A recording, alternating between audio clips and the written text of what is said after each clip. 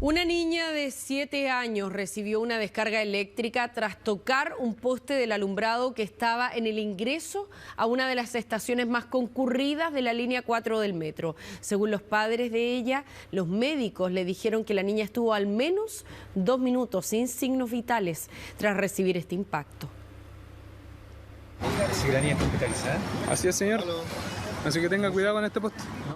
Tiene solo 7 años de edad y en plena vía pública, antes de ingresar a las escaleras del metro en compañía de su madre, se topó con una verdadera trampa mortal. En la superficie, la niña agarró con su pequeña mano este poste del alumbrado. Una potente descarga eléctrica dejó inconsciente a la menor en el acto, todo ante el estupor de quienes transitaban por el lugar y el terror de su madre. El poste estaba en mal estado y ella le da un golpe de corriente que la deja paralizada, inconsciente y tirada en el suelo. De todo el caos, yo sin poder tomar a mi hija pidiendo ayuda, viene una tercera persona, un hombre, que la toma y corre con ella inmediatamente a urgencias.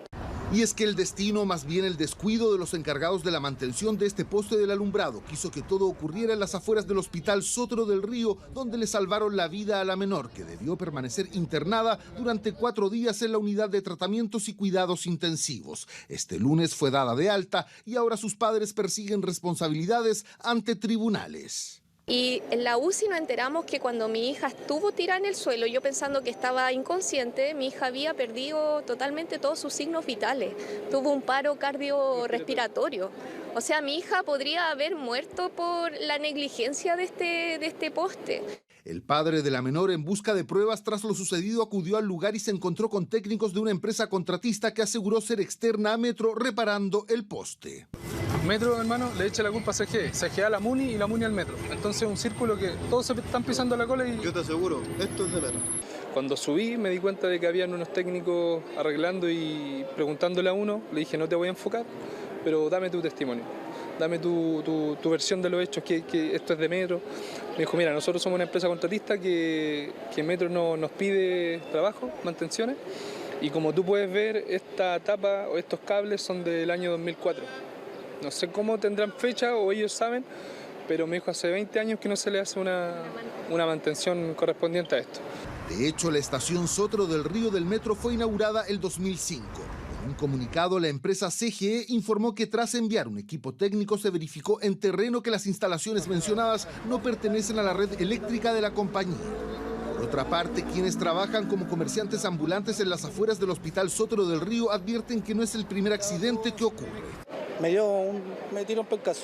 Sí, yo informé a Metro y mira, otros vinieron y abrieron ahí la cajita y repararon supuestamente. En sectores altamente concurridos, como las estaciones de metro, estos postes del alumbrado son constantemente dañados por la misma gente que los abre entre varios motivos para robar electricidad, cables y esconder drogas. El daño que provocan quedó en evidencia con la descarga eléctrica que sufrió la pequeña niña de 7 años. Ya solamente con 10 a 100 miliamperes a una corriente de 50 volts podría generar un paro cardíaco. Entonces, si este sistema está funcionando a 220 volts y la corriente es mucho más grande que esos 1000 amperes, eso es un riesgo bastante importante para la salud. Encontrar postes con este tipo de daños no es difícil, basta un simple recorrido por sectores altamente transitados para encontrarlos en el camino. La mantención en óptimo estado de este tipo de estructuras es de responsabilidad compartida, advierten los expertos. La responsabilidad es compartida tanto en Metro como en la municipalidad. Por el lado del Metro, la responsabilidad que le cabe a esa empresa es mantener la infraestructura segura para que los ciudadanos podamos utilizarla. Y por el lado de la municipalidad, la responsabilidad que le cabe es la fiscalización. Desde Metro indicaron que entregaron todos los antecedentes a la Policía de Investigaciones y agregaron que tomarán medidas para evitar futuros accidentes similares. Tomamos contacto con la Municipalidad de Puente Alto y todas las autoridades involucradas para desenergizar todos los postes del exterior de esa estación para reducir cualquier riesgo. Además, implementamos un completo plan de revisión de todos los postes de iluminación ubicados en el exterior de nuestras estaciones. En un comunicado, la Municipalidad de Puente Alto indicó que la estructura había sido intervenida presumiblemente por comerciantes ambulantes ilegales para robar electricidad. Agregaron que asistentes sociales del municipio se comunicaron con los padres de la menor afectada, que deberá estar en permanente evaluación médica debido a las posibles secuelas que el grave accidente eléctrico podría tener en su crecimiento y desarrollo. Según un estudio japonés, existen 3 preguntas que podrían ayudar a detectar el Alzheimer de una manera temprana. Una enfermedad que, según la Organización Mundial de la Salud, afecta a más de 55 millones de personas en todo el mundo. ¿Cuáles son las preguntas? Aquí se los mostramos.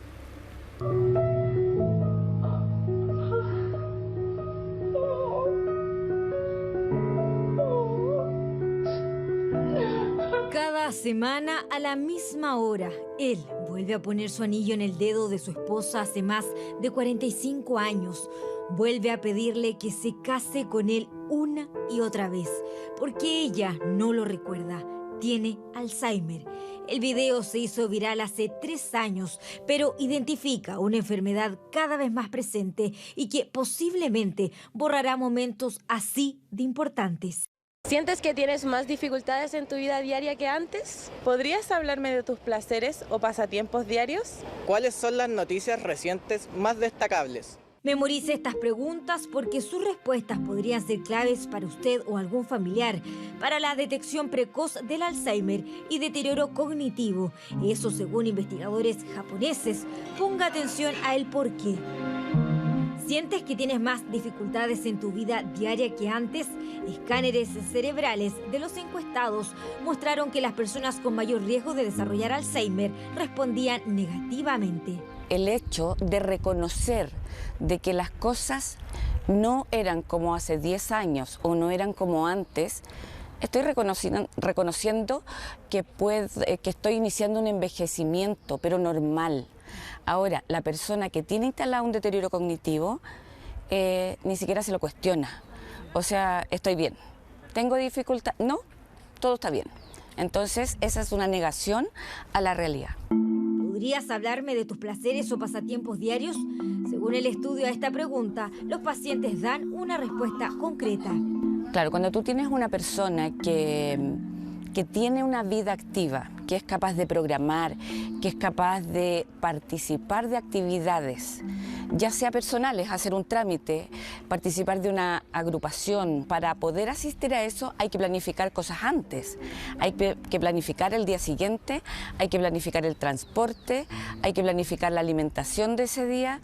Entonces el hecho de preguntarle en qué actividades participa o qué le causa placer, tiene una reflexión bastante significativa de trasfondo. Y la tercera pregunta, sobre cuáles son las noticias, temas actuales recientes más destacables, respondían con noticias de antigüedad superior a 3 meses o no eran correctas. Es como lo que les queda con esta cosa de los matinales o de las noticias que quedan pegados en un tema, te dan uno, con suerte.